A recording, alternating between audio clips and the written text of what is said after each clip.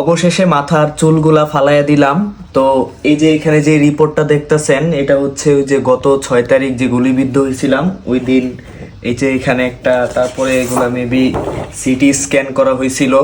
তো আলহামদুলিল্লাহ সকলের দোয়ায় এবং আল্লাহর ইচ্ছায় সেই বুলেটটা বেশি পাওয়ারফুল ছিল না, জানেন রাবার বুলেট ছিল, যার কারণে মানে ভিতরে চলে যায় নাই, শুধুমাত্র উপরে ক্ষয়ক্ষতি হয়েছে।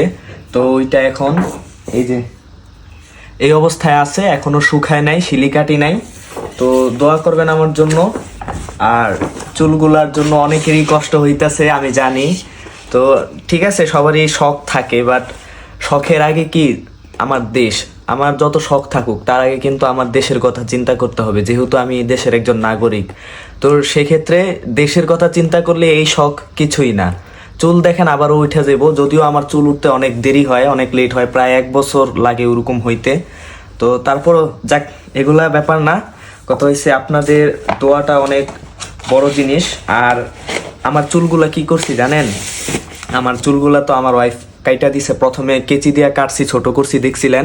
তো ছোট করার পরে ফালায়া দেই নাই, ওই চুলগুলা আপনার পলিদের মানে রাইখা দিছে আর কি। এটা রাইখা দেওয়ার একটা রিজন হয়েছে এরকম যে, যখন আমি মনে করেন আমার মনের ভিতরে কোনো লোভ ঢুকে যাইব বা কোনো ভাবে আমি এই প্রতিবাদটা বন্ধ করে দিতে যাব, এরকম একটা মুহূর্ত আসবো, তখন আমি ওই চুলগুলা দেখলে আমার মাথায় এটা আসবো যে না, এখনো ওই চুলের রক্তগুলা শুকায় না, চুলে লাইগে আছে, আমি কেন চুপ হয়ে যাব?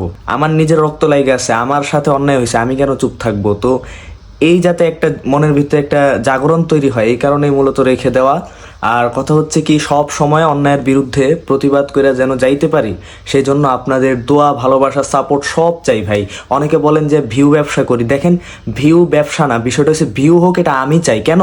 আমার কন্টেন্টের মধ্যে একটা ভালো মেসেজ থাকে, এটা সবার কাছে ছড়ায় যাক, এটা আমিও চাই। দেখেন ভিউ ব্যবসার জন্য যদি হইতো, তাহলে এই যে এত ত্যাগ তিতিক্ষা, এগুলা কিন্তু ভিতর ভিতর যে আমাদের আছে, এগুলা কিন্তু আপনাদের মানে ভিউ দেখানোর জন্যই করতাম। আমি তো ভিডিওতে যা দেখেছি ততটুকু আছে, তার পাশাপাশি যে আমাদের কত ত্যাগ থাকে সেগুলা হয়তো ভিডিও হয় না, আল্লাহ দেখে। যাই হোক, আসলে মানে কথা হচ্ছে কি, আমাদের যারাই যতটুকু দেশের জন্য কইরা যাচ্ছে, এগুলা এখন মানুষ বুঝবে না। যখন এগুলা মানে মাপার সময় আসবে, তখন হয়তো আমরা দুনিয়াতে থাকবো না। তো এই পর্যন্ত একবারও মাথায় পানি ঢেলা গোসল করতে পারি নাই। তো আজকে চুল কাটার সময় যখন মাথায় পানি দিছে, মানে এত শান্তি লাগছে আমার, যে প্রায় 1 সপ্তাহের উপরে হয়েছে, এরপরে মাথায় পানি লাগছে।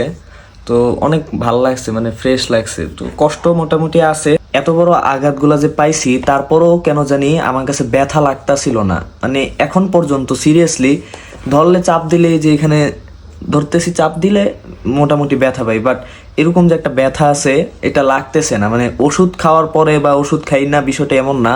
ব্যথার ওষুধ তো সবসময় খাই না, তারপরও ব্যথাটা হয় না। মানে আমার তখন মনে হয় যে না, দেশের মানুষ, লাখ লাখ মানুষ আমার জন্য দোয়া করছে, আমাকে দেখছে, এই কারণে হয়তো আল্লাহ তাআলা আমাকে সুস্থ রাখছে এবং কণ্ঠটা চালু রাখছে। তো আমার জন্য সকলে দোয়া করবেন, যেন সবসময় অন্যায়ের প্রতিবাদ করে যেতে পারি, কন্টেন্টের মাধ্যমে হোক, যেটার মাধ্যমে হোক, সবসময় যেন অন্যায়ের বিরুদ্ধে আমি দাঁড়াতে পারি, সেই দোয়াটাই চাই আপনাদের কাছে।